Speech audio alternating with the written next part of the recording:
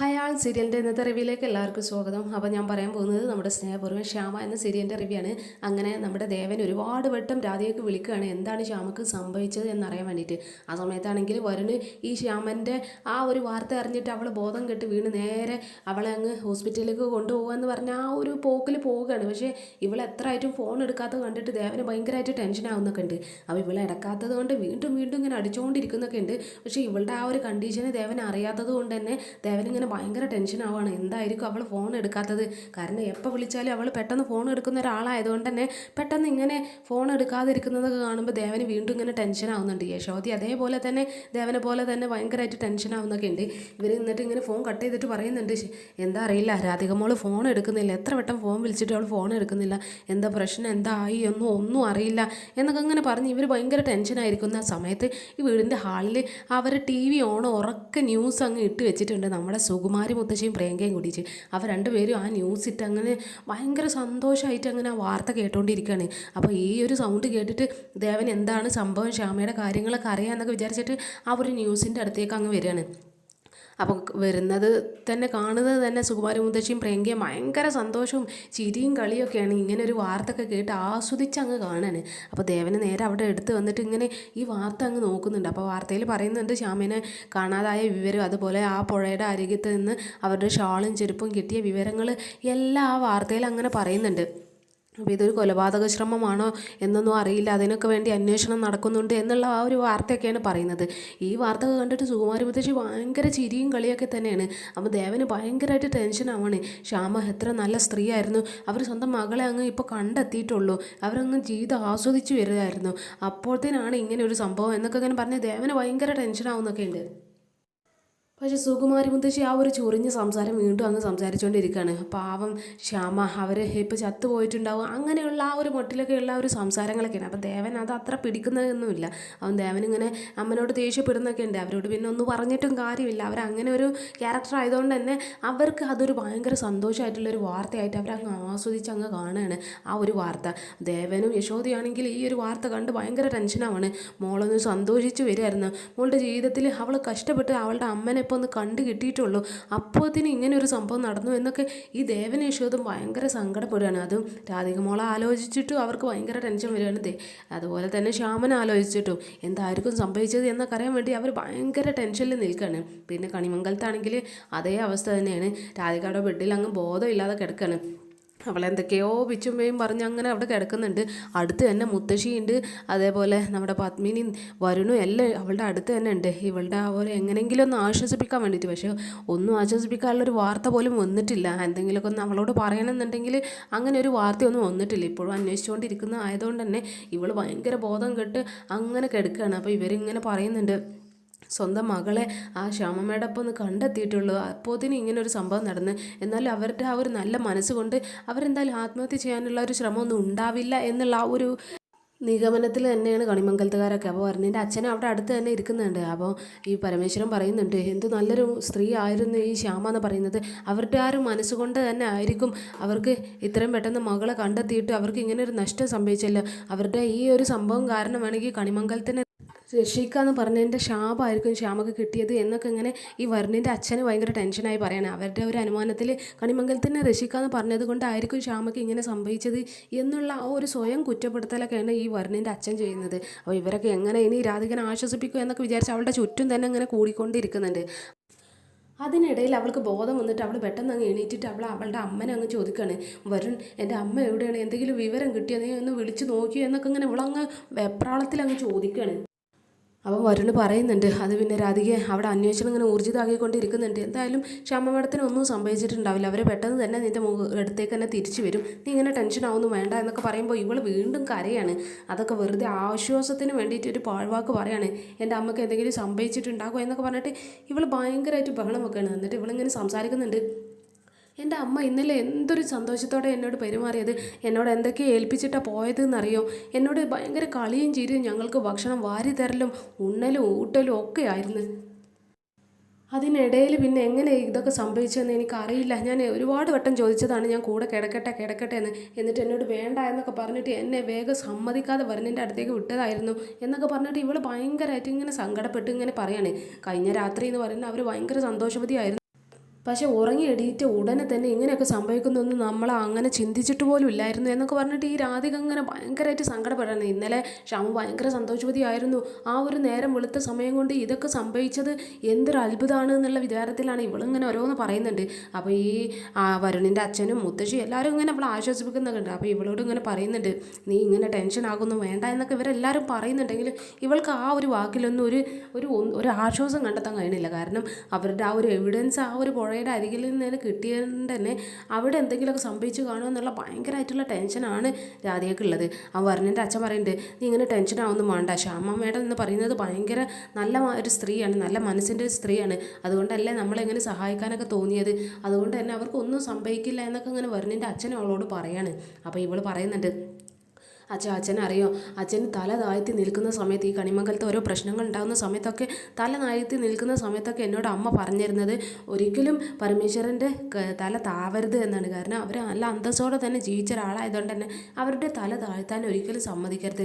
പിന്നെ ഞാൻ തരുന്ന ഈ സഹായങ്ങളൊക്കെ അത് ദൈവത്തിൻ്റെ കാരുണ്യമാണെന്ന് മാത്രം ചിന്തിച്ചാൽ മതി. ഞാനിങ്ങനെ സഹായിക്കുകയാണെന്നുള്ള ആ ഒരു ചിന്ത ഒന്നും ഉണ്ടാവേണ്ട. അവരൊരിക്കലും തല താഴ്ത്തി നീ കാണാനുള്ളൊരു അവസരം ഉണ്ടാക്കരുത് എന്നൊക്കെ എന്നോട് അമ്മ പറഞ്ഞിരുന്നു. ആ അമ്മ ഒരിക്കലും ഇങ്ങനെ ഒന്നും ചെയ്യില്ല എന്നൊക്കെ ഇങ്ങനെ പറയാണ്. കാരണം അമ്മ ഇന്നലെ രാത്രി ഭയങ്കര സന്തോഷവതിയായിരുന്നു. അമ്മയുടെ ജീവിതത്തിലെ ഏറ്റവും വലിയ സന്തോഷമാണ് നാളത്തെ ദിവസം എന്നൊക്കെ എന്നോട് അമ്മ പറഞ്ഞതായിരുന്നു. അമ്മ പറഞ്ഞിരുന്നു ഈ ഒരു സ്വത്തുക്കളൊക്കെ എഴുതി കണിമംഗലത്തിനെ രക്ഷിക്കണം എന്നൊക്കെ വിചാരിച്ച് നിന്ന ആ ഒരു അവസ്ഥയിൽ ഒരിക്കലും അമ്മ അങ്ങനെ ഒന്നും ചെയ്യില്ല എന്നൊക്കെ പറഞ്ഞിട്ട് ഇവൾ വീണ്ടും വീണ്ടും ഇങ്ങനെ ശ്യാമനെ ആലോചിച്ചിട്ട് കരഞ്ഞുകൊണ്ടിരിക്കുകയാണ്. അപ്പോൾ എല്ലാവരും ഇവളങ്ങനെ ആശ്വസിക്കുന്നുണ്ടെങ്കിലും അതൊന്നും ഒരു പാഴ് ശ്രമം തന്നെ ആയി പോവുകയാണ്. കാരണം ഇവരിപ്പോൾ എന്ത് പറഞ്ഞിട്ടും കാര്യമില്ല. എന്തെങ്കിലും ഒരു വാർത്ത ഒരു ന്യൂസും വന്നിട്ടൊന്നുമില്ല. ഇപ്പോഴും അവിടെ അന്വേഷണം തുടർന്നുകൊണ്ടേ ഇരിക്കാൻ തന്നെയാണ്. അതുകൊണ്ട് തന്നെ ഇവൾ ഭയങ്കര ടെൻഷനിലാണ്. പിന്നെ ആ പുഴവക്കത്താണെങ്കിൽ ഒരുപാട് മീഡിയാസും ആളുകളും നാട്ടുകാരും എല്ലാവരും കൂടിയിട്ടുണ്ട്, പോലീസുകാരും. പിന്നെ കുറേ മുങ്ങൽ വിദഗ്ധരൊക്കെ ആ പുഴയിൽ അങ്ങ് മുങ്ങിയിട്ട് സെർച്ച് ചെയ്തുകൊണ്ടിരിക്കുകയാണ്. അപ്പം മുഴുവനായിട്ടും തപ്പിയിട്ട് ഒന്നും കിട്ടുന്നില്ല. ആ ഒരു ന്യൂസ്കാരാണെങ്കിൽ അങ്ങനെ ഓരോ കാര്യങ്ങളൊക്കെ ന്യൂസ് അങ്ങനെ റിപ്പോർട്ട് ചെയ്യുന്നുണ്ട്. ശമ മേഡത്തിൻ്റെ തിരോധാനത്തിന് പിന്നിൽ ആരെങ്കിലുമൊക്കെ ഉണ്ടോ എന്നൊക്കെ സംശയിക്കേണ്ടിയിരിക്കുന്നു. ഗൂഢാലോചന അല്ലെങ്കിൽ എന്തെങ്കിലും കൊലപാതക ശ്രമമാണോ എന്നൊക്കെ ഈ അന്വേഷണം പുരോഗമിച്ചുകൊണ്ടിരിക്കുകയാണ് എന്നൊക്കെയാണ് ഈ വാർത്തക്കാർ ഇങ്ങനെ പറഞ്ഞുകൊണ്ട് വരുന്നത്. അപ്പോൾ ഇതൊക്കെ കണ്ടിട്ട് സൂര്യക്കും ആരതിക്കും ഭയങ്കര ടെൻഷനായി അവർ അവിടെ തന്നെ നിൽക്കുകയാണ്. മീഡിയക്കാർ അവരുടെ വാർത്തയിലൊക്കെ പറയുന്നത് ഇവരെ ആരെങ്കിലും കൊല്ലാൻ ശ്രമിച്ച കൊലപാതക ശ്രമമാണോ എന്ന് അന്വേഷിക്കുന്നുണ്ട് എന്നൊക്കെയുള്ള ഒരു രീതിയിലൊക്കെ ഇങ്ങനെ ഇവർ റിപ്പോർട്ട് ചെയ്തുകൊണ്ടിരിക്കുന്നുണ്ട്. അവിടെ നാട്ടുകാരൊക്കെ ഓരോന്ന് അങ്ങനെ പറയുന്നൊക്കെ ഉണ്ട്. അവിടെ കൂടി ചെന്നിട്ട് ഇത്ര വലിയ ഫേമസ് ആയിട്ടുള്ളൊരു സ്ത്രീയാണ് അവിടെ മുങ്ങി മരിച്ചത് എന്നുള്ള അനുമാനത്തിൽ എത്തിയതുകൊണ്ട് തന്നെ ഒരുപാട് ആളുകളൊക്കെ അവിടെ കൂടിയിട്ടുണ്ട്. അപ്പോൾ ഇവരൊക്കെ ഇതിങ്ങനെ നോക്കി കാണാണ്. അപ്പോൾ ഈ പോലീസുകാരുടെ ആ ഒരു കമ്മീഷണർക്ക് ഒരു സാംസ്കാരിക മന്ത്രി നേരിട്ട് അങ്ങ് വിളിക്കുന്നൊക്കെ ഉണ്ട്. അപ്പോൾ ഇയാൾ ഫോൺ എടുത്തിട്ട് ഇങ്ങനെ ആ ഒരു മന്ത്രിയോട് സംസാരിക്കുകയാണ്. അപ്പോൾ ഇയാൾ ഇങ്ങനെ കാര്യങ്ങളൊക്കെ അന്വേഷിക്കുകയാണ്. എന്തായി അവിടെ തെരച്ചിലും കാര്യങ്ങളൊക്കെ എന്തായി എന്നൊക്കെ ഇങ്ങനെ അവരോട് ചോദിക്കുകയാണ്. അപ്പോൾ ഈ പോലീസുകാരൻ പറയുന്നുണ്ട് അത് പിന്നെ നല്ല ഊർജിതാക്കിയിട്ടുണ്ട്, 2 എവിഡൻസ് കിട്ടിയിട്ടുണ്ട്, അവരുടെ ചെരുപ്പ് അവരുടെ ഷാളൊക്കെ ഈ ഒരു പുഴയിൽ നിന്ന് കിട്ടിയിട്ടുണ്ട്, അതുകൊണ്ട് ഞങ്ങൾ നന്നായിട്ട് അന്വേഷിക്കുന്നൊക്കെ ഉണ്ട് എന്നൊക്കെ ഇങ്ങനെ ഈ ഒരു മന്ത്രിയോട് ഈ കമ്മീഷണർ പറഞ്ഞുകൊണ്ടിരിക്കുകയാണ്. മന്ത്രി ആ പോലീസ് ഓഫീസറോട് പറയുന്നത് ഒരിക്കലും നമ്മുടെ സൈഡിൽ നിന്ന് ഒരു വീഴ്ച പോലും ഉണ്ടാവരുത്, അവരെ എങ്ങനെയെങ്കിലും രക്ഷിക്കാനുള്ള എല്ലാ ശ്രമങ്ങളും നിങ്ങൾ നടത്തണം, അങ്ങനെ ഒരു സംഭവങ്ങൾ എന്തായിരിക്കും അതിൻ്റെ പിന്നിൽ എന്നുള്ള കാര്യങ്ങളൊക്കെ നന്നായിട്ട് തന്നെ അന്വേഷിക്കണം, ആ പുഴയിൽ നന്നായിട്ട് സെർച്ച് ചെയ്യണം എന്നൊക്കെ ഇവർക്ക് ഇങ്ങനെ ഓരോ മുൻകരുതലുകൾ ഇങ്ങനെ കൊടുത്തുകൊണ്ടിരിക്കുകയാണ് ഈ മന്ത്രി. ആ ഒരു സമയത്ത് ഹാരതിയും ഈ സൂര്യയും ഇങ്ങനെ ഇവിടെ ഇരുന്നിട്ട് നമുക്ക് ആ ഒരു പോലീസ് ഓഫീസറോട് കാര്യങ്ങളൊക്കെ ഒന്ന് ചോദിച്ചറിയാം എന്നൊക്കെ പറഞ്ഞിട്ട് ഹാരതി നേരെ സൂര്യനോട് ഇങ്ങനെ ഓരോ കാര്യങ്ങളൊക്കെ ഇങ്ങനെ സംസാരിക്കുകയാണ്. എന്തായിരിക്കും സംഭവിച്ചത് എന്നുള്ള ആ ഒരു കാര്യങ്ങളൊക്കെ ഇവരും ഡിസ്കസ് ചെയ്യാണ്. അപ്പോൾ സൂര്യ ഈ ഹാരതിനോട് ചോദിക്കുന്നുണ്ട്, അല്ല ഞാനൊരു കാഷ്വലായിട്ട് ചോദിക്കുകയാണ്, ഇനി ശമ്മമ്മയുടെ സ്വന്തമായിട്ട് ആത്മഹത്യ ചെയ്യാനുള്ള വല്ല പ്ലാനിങ്ങൊക്കെ എന്തെങ്കിലുമൊക്കെ ഉണ്ടായിരുന്നോ എന്നൊക്കെ ഇങ്ങനെ ഇവളോട് ഇങ്ങനെ ഒരു ഡൗട്ട് ചോദിക്കുമ്പോൾ ഈ ഹാരതി പറയുന്നുണ്ട്, സൂര്യ എന്തൊക്കെയാണ് പറയുന്നത്, ആ ശ്യാമമേടത്തിൻ്റെ ഏറ്റവും വലിയ ഒരു ആഗ്രഹം തന്നെയായിരുന്നു സ്വന്തം മകളെ അങ്ങ് ചേർത്ത് പിടിച്ച് ജീവിക്കുക എന്നുള്ളത്. ആ ഒരു അവസരം തന്നെ അവർക്ക് കിട്ടിയിരിക്കുകയായിരുന്നു. അവർ ഭയങ്കര സന്തോഷവതിയായിരുന്നു. അവരുടെ ജീവിതത്തിലെ ഏറ്റവും വലിയ സന്തോഷം തന്നെയായിരുന്നു. അവരുടെ ജീവിതം എന്ന് പറയുന്നത് ഒരിക്കലും സന്തോഷവും സമാധാനവും ഒന്നും ഇല്ലാത്തൊരു ജീവിതമായിരുന്നു. ഇപ്പോഴാണ് അവർക്കൊന്ന് സന്തോഷിക്കാനുള്ളൊരു അവസരം വന്നത്. എൻ്റെ മകളെ തന്നെ ഒരുപാട് കാലത്തിന് ശേഷം അന്വേഷിച്ച് കണ്ടെത്തി അവരങ്ങ് ജീവിതം ആസ്വദിച്ച് വരികയായിരുന്നു. അങ്ങനെയുള്ള ചെറിയമ്മ ഒരിക്കലും ആത്മഹത്യ ചെയ്യില്ല. ഇതിന് പിന്നിൽ ആരെങ്കിലും ഉണ്ടാകും, ആരുടെയെങ്കിലുമൊക്കെ ഒരു കളി ഉണ്ടാകും ഇതിന് പിന്നിൽ, ആരുടെയെങ്കിലും കൊലപാതക ശ്രമമോ എന്തെങ്കിലും ആയിരിക്കും എന്നൊക്കെ അങ്ങനെ ആരതി പറയുന്നുണ്ട്. അവൾ അങ്ങനെ ഒരു അനുമാനത്തിൽ എത്തുകയാണ്. ഒരിക്കലും ആത്മഹത്യ ചെയ്യില്ല, കാരണം ശ്യാമ എന്ന് പറയുന്നത് അവരുടെ ജീവിതത്തിലെ ഏറ്റവും വലിയ ആഗ്രഹമാണ് ഇത് എന്നൊക്കെ പറഞ്ഞിട്ട് അവരൊരിക്കലും ആത്മഹത്യ ചെയ്യാൻ പോയില്ല എന്നൊക്കെ ഇങ്ങനെ ആരതി സൂര്യനോട് പറയുന്നുണ്ട്. എന്നിട്ട് ആരതി പറയുന്നുണ്ട്, ഞാൻ ആ പോലീസ് ഓഫീസറോടൊന്ന് ചോദിച്ചു നോക്കട്ടെ കാര്യങ്ങളൊക്കെ, ഞാനിപ്പോൾ വരാമെന്നൊക്കെ പറഞ്ഞിട്ട് നേരെ ആ കമ്മീഷണറുടെ അടുത്തേക്ക് അങ്ങ് പോവാണ്. അപ്പോൾ ഇവരോട് ഇങ്ങനെ സംസാരിക്കുന്നുണ്ട് ആരതി, അല്ല എന്തായി കാര്യങ്ങൾ എന്നൊക്കെ. അപ്പോൾ ഈ കമ്മീഷണർ പറയുന്നത്, ഞങ്ങളിവിടെ അരിച്ചു പൊറുക്കിയിട്ടുണ്ട്, തുമ്പൊന്നും കിട്ടിയിട്ടില്ല. ഇവിടെ നാട്ടുകാർ പറയുന്നത് ഈ പുഴയുടെ അടിഭാഗം എന്ന് പറയുന്നത് നല്ല ഒഴുക്കുള്ളൊരു ഭാഗം തന്നെയാണ്. അപ്പോൾ അടിയൊഴുക്ക് നല്ല ഉള്ളതുകൊണ്ട് തന്നെ ഈ പുഴയിൽ ആരെങ്കിലുമൊക്കെ ചാടിയ നേരെ ചെന്ന് എത്തുന്ന കടലിലേക്കാണ് എന്നൊക്കെ ഇങ്ങനെ ആരതിനോട് പറയാണ്. അപ്പോൾ ആരതി അത് കേട്ടങ്ങ് ഞെട്ടാണ്. അപ്പോൾ ആരതി പറയുന്നുണ്ട്, സാർ എന്തൊക്കെയാണ് ഈ പറയുന്നത് എന്നൊക്കെ ഇങ്ങനെ പറഞ്ഞ് ഇവളൊന്ന് ടെൻഷൻ ആവാണ്. ഇനി ശമ മേഡത്തിൻ്റെ ബോഡി അങ്ങ് കടലിലേക്ക് എത്തിയിട്ടുണ്ടെങ്കിൽ ഒരിക്കലും തിരിച്ച് കിട്ടില്ല എന്നുള്ള ഒരു പേടിയിലാണ് രാധിക ആരതി അങ്ങ് ചോദിക്കുന്നത്.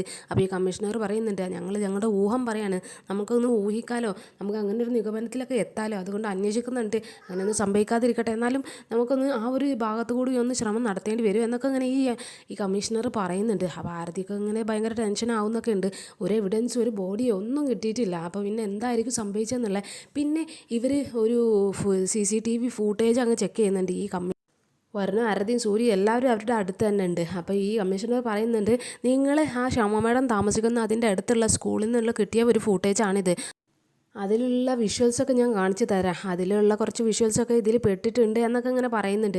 എന്നിട്ട് അവർ ആ വീഡിയോ അങ്ങ് പ്ലേ ചെയ്യണം. അപ്പോൾ പ്ലേ ചെയ്യുന്ന സമയത്ത് തന്നെ നമ്മുടെ ശ്യാമ മേഡത്തിനെയും അമൃതേടത്തിനെയും കുറച്ച് പേരൊക്കെ കൈ കെട്ടിയിട്ടിക്കൊണ്ട് അവിടെ നിന്ന് അങ്ങ് തട്ടിക്കൊണ്ട് പോവുകയാണ്. അവിടെ നിന്ന് അങ്ങ് കാറിലൊക്കെ കയറ്റി ഇങ്ങനെ കൊണ്ടുപോകുന്ന ദൃശ്യങ്ങളാണ് കാണിച്ചു കൊടുക്കുന്നത്.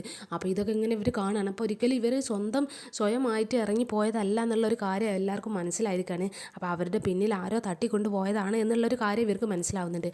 അപ്പോൾ ഇവർ ഭയങ്കര ടെൻഷനായിട്ട് ഇതാരായിരിക്കും എന്നൊക്കെ ഇങ്ങനെ ഇവർ നോക്കുന്നൊക്കെ ഉണ്ട്. അപ്പോൾ ഈ കമ്മീഷണർ പറയുന്നുണ്ട്, ഈ കാറ് നേരെ പോകുന്നത് തന്നെ ഈ കായലിൻ്റെ അരികിലേക്കാണ് വരുന്നത്, അതിൻ്റെ ചില ഫൂട്ടേജൊക്കെ ഇങ്ങനെ അടുത്തുള്ള ആളുകളിൽ നിന്നൊക്കെ കിട്ടിയിട്ടുണ്ട്.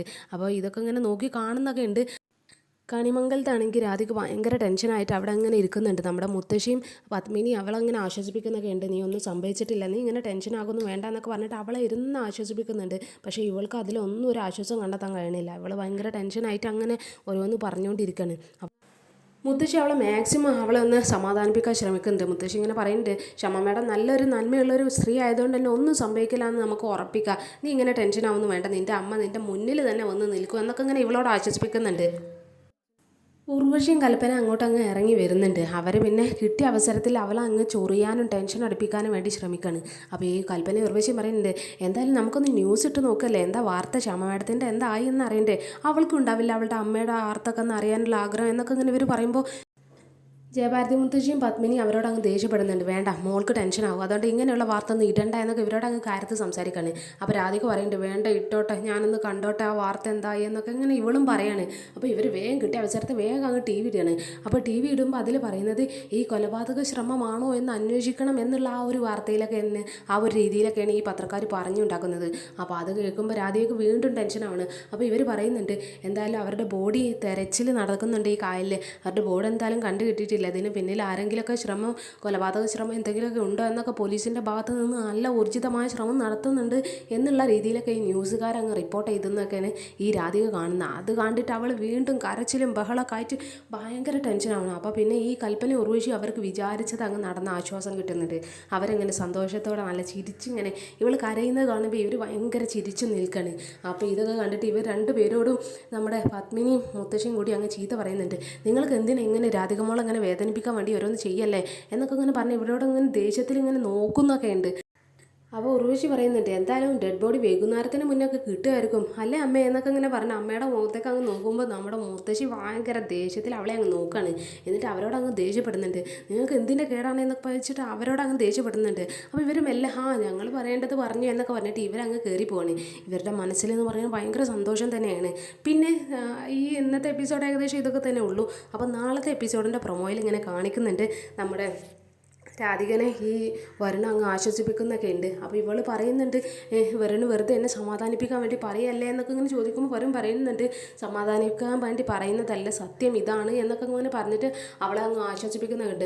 പക്ഷേ നമ്മുടെ ദേവൻ ഇങ്ങനെ ഈ സുകുമാരി മുത്തശ്ശിനോടും പ്രിയങ്കനോടും പറയുന്നുണ്ട്, കണിമംഗലത്ത് ഒരുപാട് സാമ്പത്തിക പ്രശ്നമുണ്ട്, അതുകൊണ്ട് തന്നെ അവർ തന്ന ആ 3 കോടി അവർക്കങ്ങ് തിരിച്ചു കൊടുത്താൽ അവർക്ക് വലിയൊരു ആശ്വാസമായിരിക്കും എന്നൊക്കെ ഇങ്ങനെ പറയുമ്പോൾ ഈ സുകുമാരി മുത്തശ്ശിയല്ലേ ആൾ ഒരിക്കലും ചെയ്യാത്ത ഒരു കാര്യം തന്നെയാണ് ദേവൻ അവരോട് പറഞ്ഞത്. അപ്പോൾ അപ്പോൾ സുകുമാരൻ മുത്തശ്ശി പറയുന്നുണ്ട്, ദേവാ നീ ഒരു മണ്ടനായി പോയല്ലോ എന്നൊക്കെ പറഞ്ഞിട്ട് അവർ പറഞ്ഞുകൊണ്ടിരിക്കുന്നത് ഒരിക്കലും ആ ഒരു പണം അവർക്ക് തിരിച്ചു കൊടുക്കില്ല എന്നാണ്. അത് പിന്നെ പ്രതീക്ഷിക്കുന്ന ഒരു ഉത്തരം തന്നെയാണ്. അവരെന്തായാലും ആ ഒരു 3 കോടി അവർക്ക് തിരിച്ചു കൊടുക്കില്ല എന്ന് ഉറപ്പാണ്. പക്ഷെ ദേവനും ഇങ്ങനെ ഭയങ്കര ടെൻഷനായിട്ടൊക്കെ നിൽക്കുന്നുണ്ട്.